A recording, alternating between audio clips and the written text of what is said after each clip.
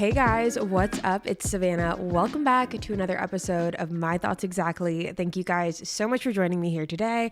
I am so happy that you were here. Happy Friday, you guys. I hope that you all have had a great week. And if not, guess what? We made it through. It is the weekend. We did it.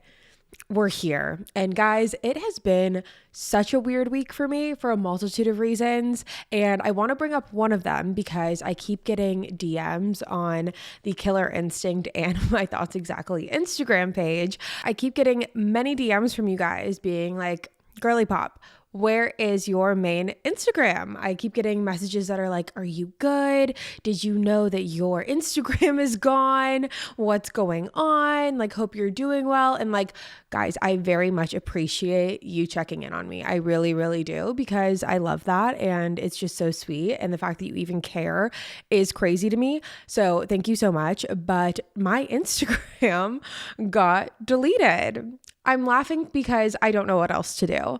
So to give you a little bit of a backstory, basically on Sunday night, I was watching the Grammys. Everything was good, fine, fun. Was on Instagram all that day, no issues. It was like 7:45 at night, and I had just gone on Instagram like 2 seconds prior, hopped back on it, got a little message when I logged on that said, your Instagram has been suspended. We love that.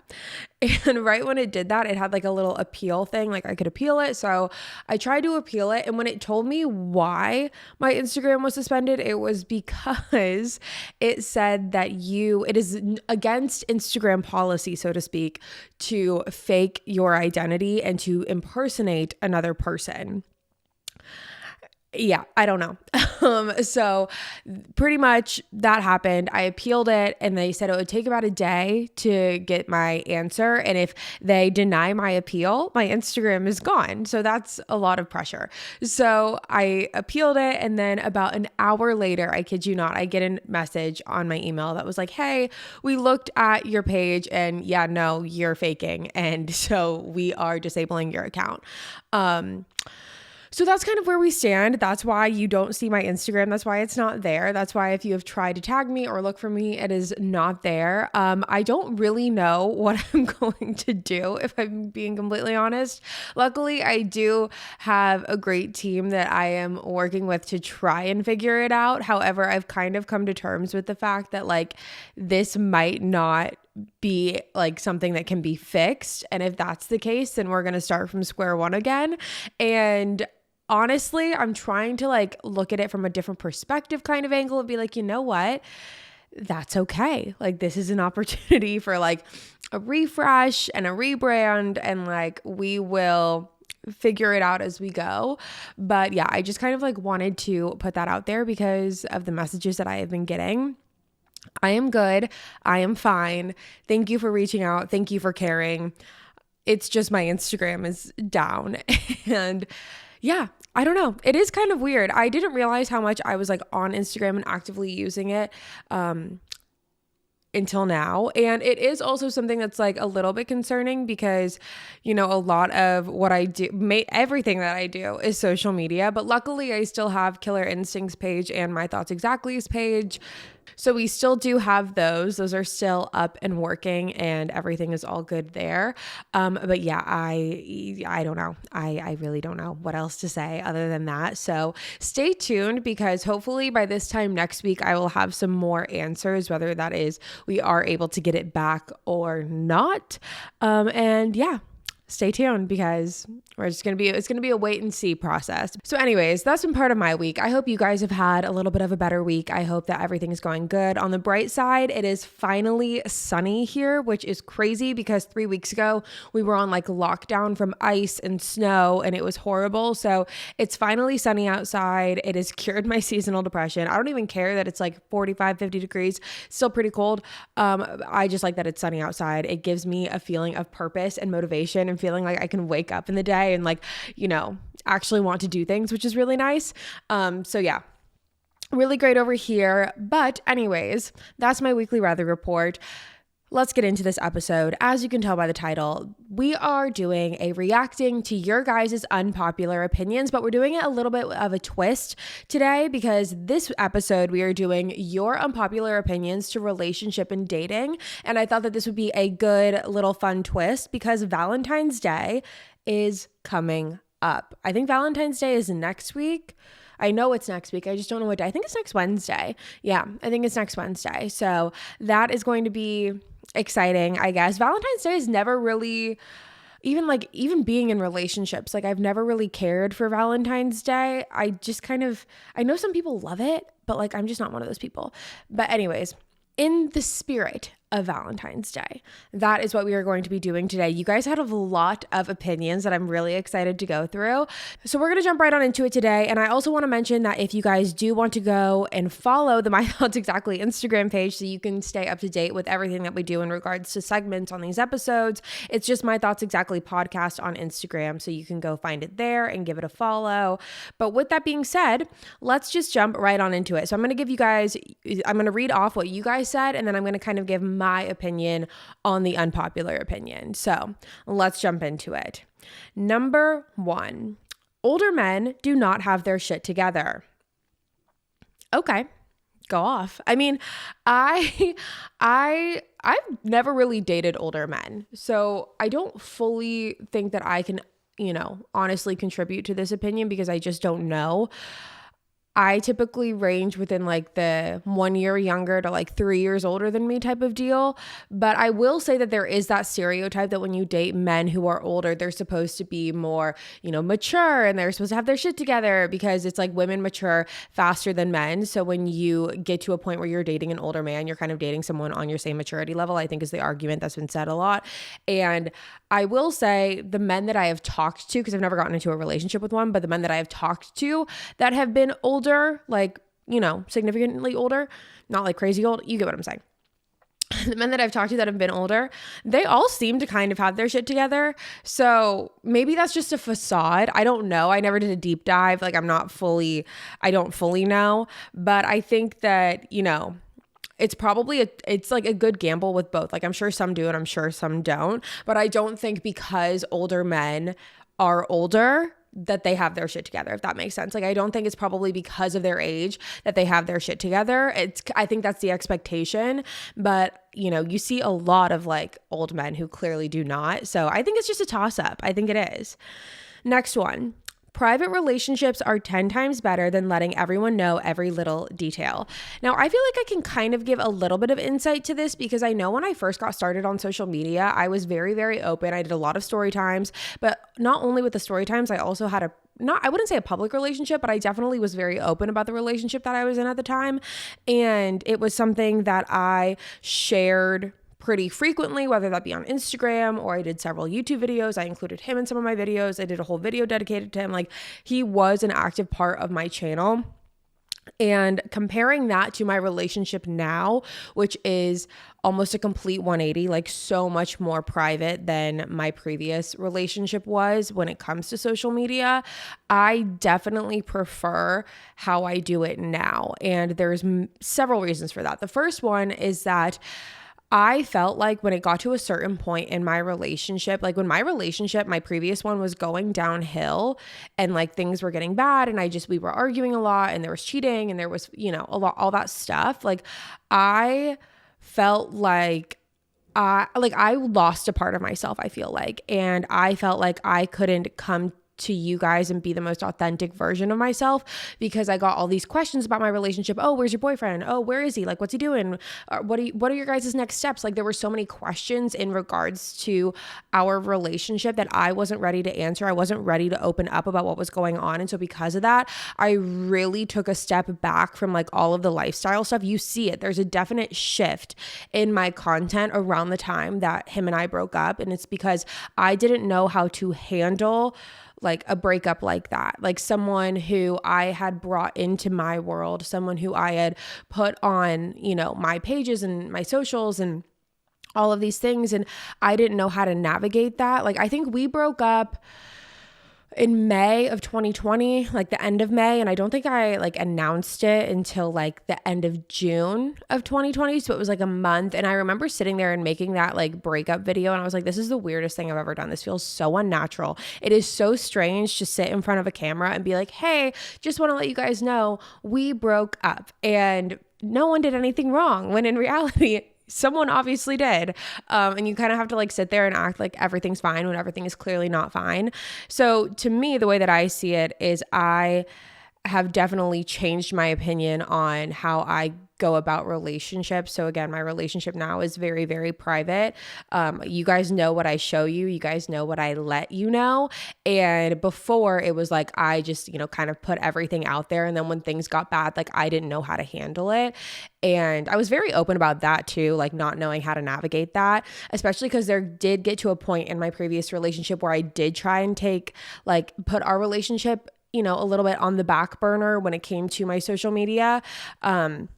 And I remember I made this like whole video about like a relationship update one time because there were so many questions about it. So many questions on like, were we together? Were we not together? And like, we were going through so many issues and like having to sit there and make a video being like, yeah, we're still together, guys. Like, da da da da. And like, again, no one's forcing you to do that, but you do feel a certain sense of, loyalty to the viewers and your audience. And so anyways, yeah, that's a really long answer, but essentially, yes, I completely agree. And even like not on a social media scale, like even just in my life in general, I agree with that. Like even for someone who like wouldn't be on social media, I would agree with that because I think that, again, like I don't like giving people a lot of access to my relationship and like to my personal life, like other than you guys and like, the people that I love. Like I don't really like just being like, I don't know, just like being so open about it. Like I like to keep the things that really, really matter to me, like more private.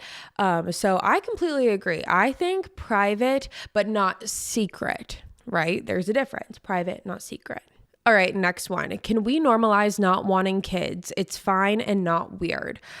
I completely agree with that. I don't think that there's anything weird about not wanting to have kids. I think that having an expectation that everyone in the world should want the same thing is a little bit strange to me. Like having this expectation that every single couple in the world should want to have kids and should want to start a family is a little bit of a strange concept to me. I just don't think like that. And I think that everyone is so different. So like, why would we expect people to like have the same mentality across the board towards something like that, towards something that's such a huge and major decision? And I think that people who want kids should have them. I think that if you're able to, provide a safe and happy and healthy environment for children, I think those are the people that should have children. And I think that having this expectation that everyone needs to have kids, like putting that pressure on people, that's weird. I think that that's weird. Why would you want someone to have a child who just doesn't want one? Like, I don't understand that. I think that regardless of the reason, whatever the reason is, whether that's just they simply don't want them, whether it's, a financial thing, whether it's just, they want to spend their life traveling and they don't want, to have kids, or again, whatever the reason is, I'm not here to judge that. And I don't think anyone else should either, because I think having a blanket statement of like everyone should have kids is a little strange because we're all so different. We're all so individual. And to have that be like a solid expectation for everyone, I do think is, I don't agree with that personally. So I would agree with you on that. Okay. Next one. I hate dinner first dates. Let me think. Okay. You don't like dinner first dates. I've actually heard this before. I was talking to a friend 2 days ago. We went and got coffee and she was telling me all about like her dating life and everything. And she's like, you know what? I hate dinner dates because if it's not going well, then I want to be able to leave. Like, I don't want to be tied down through an entire dinner. If like, let's say it's taking a little bit longer than usual, like I don't want to have to deal with that. I just want to be able to get there, like see if there's a vibe. And if there is, great. And if there's not, I leave. So for that instance, I completely agree. I'm trying to think of like dates that I've been on. Like all of the dinner dates that I've been on have not been bad. So I think I'm lucky in that regard because I do think that the dinner dates that I think that, okay, how do I phrase this? I like to kind of vet a guy out like for the first couple days or so, like over text, and whether that's like a phone call or a FaceTime, but like I like to be able to kind of like see what the conversation is like over text. And I feel like I'm a pretty good judge of character when it comes to that. Like when I was in my talking stages and whatever, like being able to like have conversations over text, seeing if the banter's there. And because of that, I feel like if it was there, I felt confident in going on dinner dates. Like I felt confident in going and having dinner, and that never steered me wrong. If I was texting someone and like the vibes weren't there and like the conversation wasn't so great, but I was like, okay, I'll give it a chance, I would go on like a drinks date. That's what I would kind of suggest instead, or I would see if he would suggest something different. But I understand the not liking dinner dates because I also don't like eating in front of strangers. That's just like, I don't know. I know I'm not the only one that's like that. I feel like I've heard a lot of people say that. So I don't think dinner dates are bad, but I prefer a drink date. Again, to each their own. Like I just prefer a drink date. I don't mind a dinner date. The only reason I don't like a dinner date is because I don't like to eat in front of strangers. That's my thing. So yeah, but I mean, I understand, again, like similar to what my friend was saying the other day, I think that if you're not vibing, like you don't want to sit there through a whole dinner with someone and like feel awkward and weird. Like you want to be able to just like either have a drink or go get a coffee or go for a walk or something that's like quick and easy. And then you can just like, kind of vet it from there. Okay, next one. When people say you need to see each other every day, you really don't. I completely agree with that. I'm not someone who needs to see the person that I'm talking to every day, nor do I necessarily want to see the person that I'm talking to every day, or even like dating. Now it's different because Hayden and I live together, so we pretty much see each other every day unless he's traveling for work. But at the same time, when I was like in other relationships and talking stages, I don't feel the need to see each other every day. I think it's important to have quality time, and making quality time with the person that you're with and like making that intentional time with them. Because I think that like, it's not necessarily about how much you see each other. It's more so about like the time that you're putting in when you are with each other. So like I could spend an hour with someone every single day for 3 days, or I could see someone like once or twice a week and have like an intentional quality date with them. And I would feel a lot more connected to them with that rather than I would just like seeing them sparingly every single day. Like that's just kind of how my brain works with it.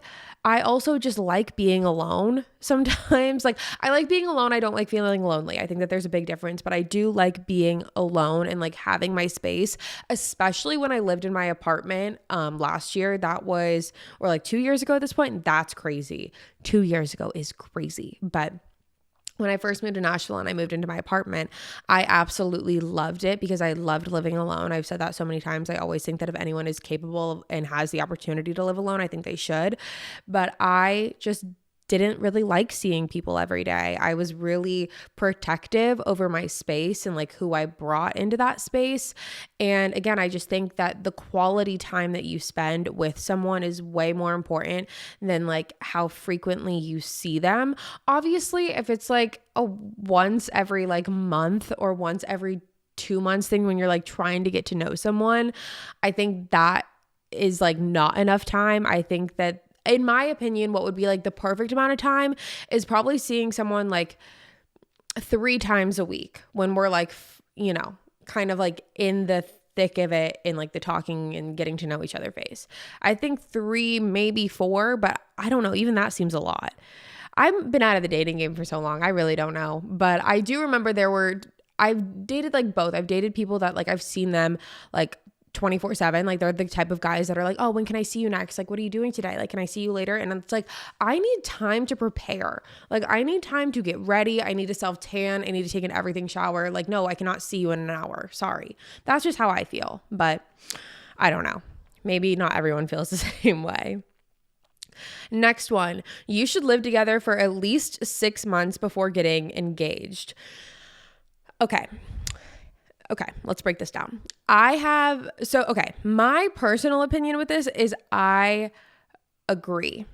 I do think that it's important to live with someone before you get engaged. And I know that that is a hot take because I have so many friends, especially like living in the South. I have so many friends who do not do that and like they don't agree with it, like living together before marriage or, even, getting engaged. Like even when they get engaged, like they're not living together until they get married. So I completely understand both sides of the argument. However, because I have been living with a boy for the past like year and a half, I feel like I have like a valid argument in saying that I think it's important, because I do think that it's just important to see how you cohabitate together, because you can see if one person is like a little bit messier or one person is more organized, how you guys go about, delegating different like chores around the house. Who does laundry? Who does the trash? Who's doing the cooking? What does the daily stuff look like? And so for that, I think it is really important, because I'm not gonna lie, like the first like 3 or 4 months, maybe even longer than that, like 5 months of Hayden and I living together, it was not like easy. Like there were kinks that we had to work out. And I remember, I think I probably talked about this in my Blueprint to Living with Your Partner episode, but when all of my friends like started moving in with their boyfriends, and they would tell me like, oh, what is like, just like not even like asking for advice, but just kind of being like, what would you like tell me to expect when moving in with my boyfriend? And I would always say like, there's going to be kinks and like you're going to work them out, and you're just going to have to like power through it for a little bit, because there is growing pains in that. Like, especially going from, I don't care whether it's you were living with roommates or you were living by yourself, like there are going to be growing pains that you're going to have to navigate through. Maybe it was a little bit different for me now that I kind of think about it, because I was living by myself. So going from living by myself to living with someone else might be a little bit different, rather than someone who was like living with roommates or whatever, then to going and living with a partner, because you're kind of used to living with someone else and kind of having to navigate around like how someone else lives and all of that. So maybe that was why it was a little bit different for me. But I do think it is important. I don't think it's necessary. I think that you can do whatever you want. But if I had my choice, I would want to kind of live with someone before getting married to them, because then you see all parts of someone. Like when you are living with someone, it's like all bets are off the table. I feel like when you're dating, it's like you can kind of pick and choose. Like when you're not living together, you can kind of pick and choose like what you show. Like you put on a facade almost, like you want like all of the best parts of you to shine. But when you're living together, it's like all bets are off the table. Like, yeah, I'm not getting ready to see you anymore. Like I used to put on like makeup to see Hayden, and like whenever he would come over, I would get ready and I'd like clean the house and whatever. No, we don't do that anymore, unless we're going on a date or I just want to like look nice. But typically, no, it's not happening. Okay, moving on. All right. I'm in a happy 3-year relationship, but I still cry over my stupid high school ex-boyfriend. Okay. Okay. All right. Here are my thoughts on this. I don't necessarily, and this will be unpopular, I don't necessarily think that this is a bad thing. I think it definitely depends on like how frequently you're like crying over your ex still, how soon you've been in a 3-year relationship, so it's definitely been some time since that relationship. I think that it's normal to grieve old parts of your life and like old chapters and old phases. But if you find yourself getting caught up and like consistently going back to like that person and being like, and like getting so worked up about it where you are crying about it, I do think that it raises the question of like, what are you crying about? Like, are you crying because you miss them? Are you crying because you are upset about how the way like things ended? Like, what are you upset over? And I think when you ask yourself that question, you can learn how to kind of navigate from there and kind of see what needs to be done to change that. Because I do think, again, I think it's normal to miss old parts of your life, miss old phases, old chapters. But I think when you're getting so upset where like, you're getting visibly upset over it, you're crying over it, I would ask yourself how frequently that happens. And I would also ask yourself, like, what is the root of that? Like, what do you really, like, what are you upset over? What is upsetting you about your high school ex still? Like, what what is it? Like, what is the root of it? And then move from there. And that's honestly only something that you will be able to answer. All right. Next one. Oh, this is going to ruffle feathers. Okay. I'm scared. All right. Put your relationship before your kids.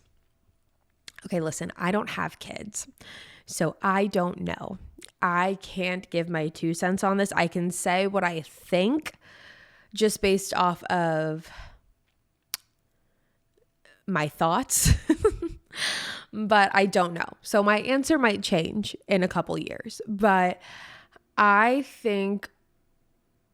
do think that the marriage and the relationship should come before the kids because, and that is up until a point, but I do think, I agree with the fact that when you have a healthier relationship, you can, I don't know. Now that I'm saying it out loud, I'm like, Savannah, shut up. I don't know. Because what I was going to say is I feel like when you have a healthier relationship and you're like prioritizing your partner, you both are like in a happier and healthier headspace. And that is if you're still together and in a healthy relationship. Like, but when you prioritize your partner, you're like in a happier and healthier mindset. You know, like what each other's going through. You are kind of on the same page with them and you're able to navigate parenting together better, which in turn is going to be better for your children. But don't quote me on that because I don't know what I'm talking about. I don't have kids. This is just kind of like off of first thought. And I'm scared. So I don't know. I agree with that, I think. I think prioritizing the relationship is really important because I think it's a trickle effect or like a domino effect. I don't know. Ask me in like 5 years. Okay, next one. Unpopular opinion, but my boyfriend of 8 years and I decided to go long distance and now we're stronger than ever. I do think that there is something to be said about long distance. I think there's a certain person like who can handle, it takes a certain type of person to be able to handle a long distance relationship. I know many people who would not be able to handle a long distance relationship and that's totally fine. But I know many people who actually thrive in long distance relationships because there is that thing where it's like distance makes the heart grow fonder. And again, you're able to kind of have that really strong quality time together. So I think it's great. I think that that's great. I have nothing to say about that. I think that that's great. Next one, guys who have female best friends and vice versa is a red flag. I don't agree with this, and that might ruffle some feathers too. But I will say, oh, okay. All right. Wait, okay. My opinion is now changing because I was thinking and now I'm like starting to kind of change. I don't think it's a red flag. Here's what I think is a red flag.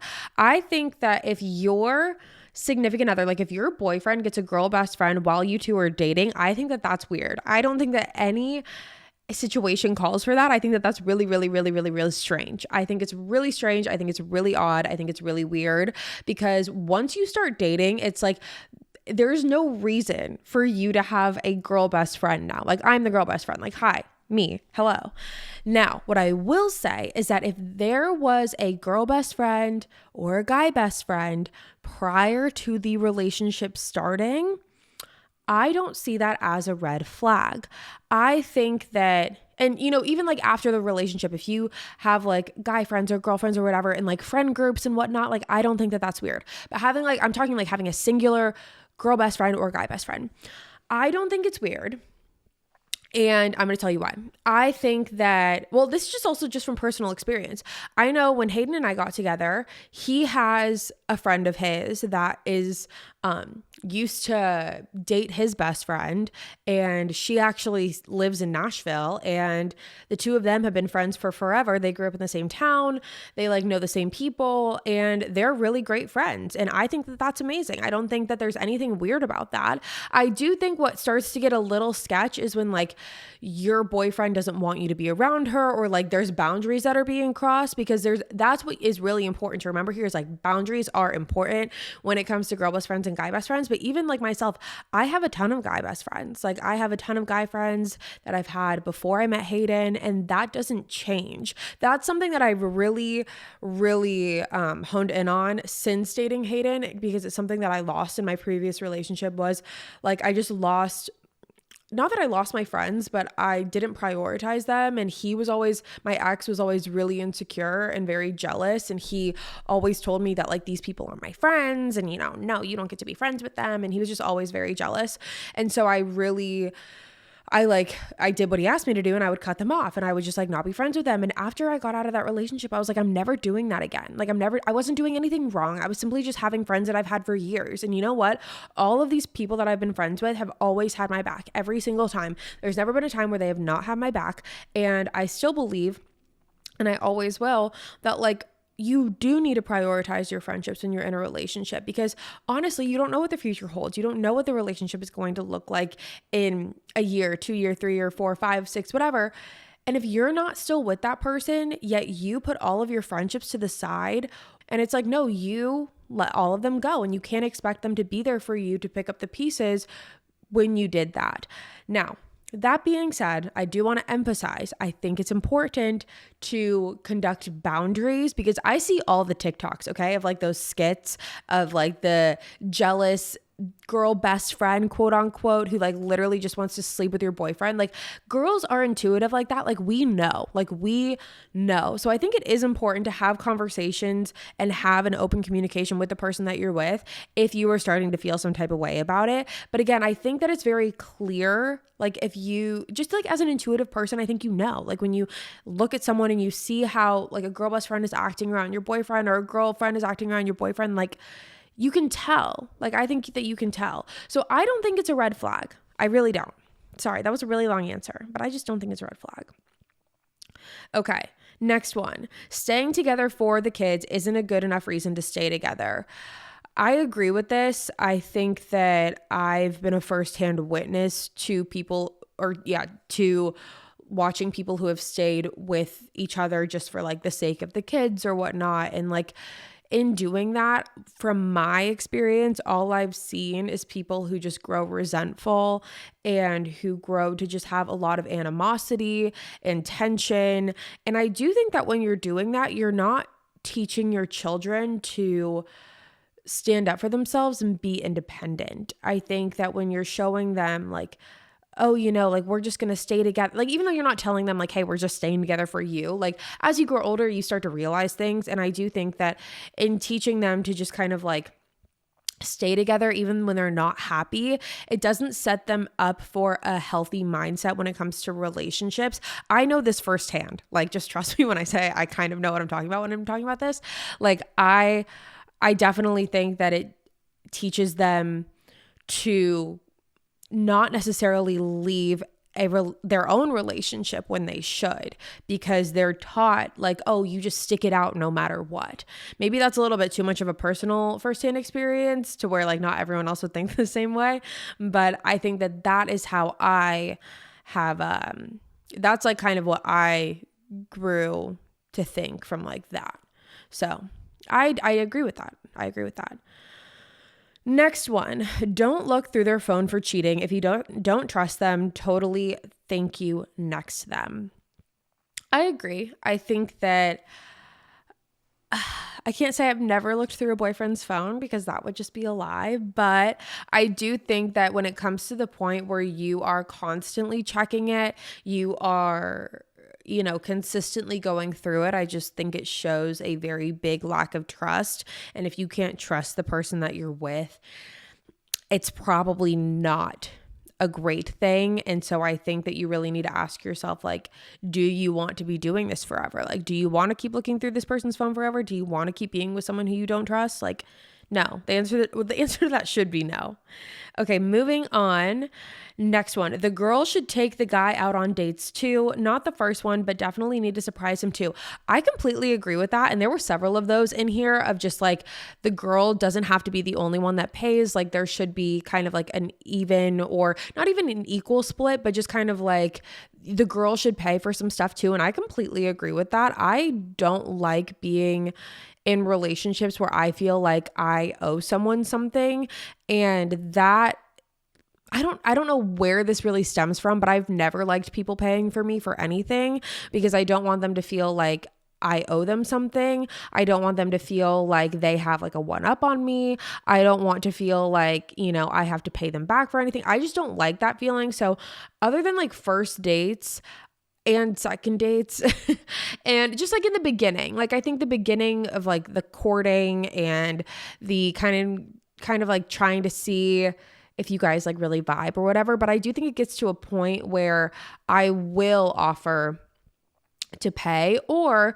like if we go out to dinner, let's say we're like on the third date and we go out to dinner and then we go get like ice cream afterwards, I will get the ice cream. Or we go get another drink afterwards, like I will offer to pay for the drink when we go somewhere elsewhere, like to a different bar or something. Like I just think that there should be some sort of like, it doesn't have to be equal. Like I know some people were really against that, but like just some sort of contribution to it as well. And in terms of guys, like taking guys on dates, like I totally agree. I love like, I'm trying to think of the last time I like surprised Hayden. I don't know if I've ever really like done that, but I'll be like, oh, like let's go check out this new restaurant, or oh, like I'm going to make reservations for us on this day. Like let's go do this. Like this will be fun.